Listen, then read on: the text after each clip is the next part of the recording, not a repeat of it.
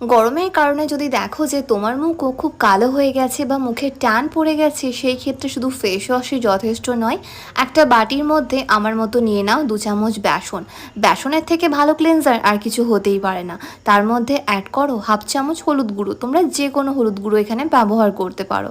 দিয়ে দাও হাফ লেবুর রস, যদি লেবুর রস স্যুট না করে সেই ক্ষেত্রে এটাকে স্কিপ করতে পারো।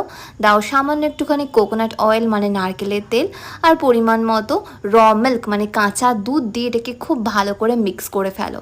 দেখো একটা instant skin whitening cleanser ready হয়ে যাবে। এবার এটা নিয়ে ফুল ফেসে খুব ভালো করে একদম মোটা লেয়ারে লাগিয়ে ফেলো। তারপর আবার কিচেন টেলে হালকা হাতে রব করে নর্মাল জল দিয়ে ফেসটাকে ওয়াশ করে নাও। আফটার ওয়াশ রেজাল্ট তোমরা নিজেরাই দেখে বুঝতে পারবে যে আগের থেকে স্কিন কত বেশি ফর্সা আর উজ্জ্বল দেখাচ্ছে। কারণ মুখ থেকে সমস্ত ধুলো ময়লা আর ট্যান কিন্তু একবারে রিমুভ হয়ে যাবে। তাই এটা অবশ্যই ট্রাই করো।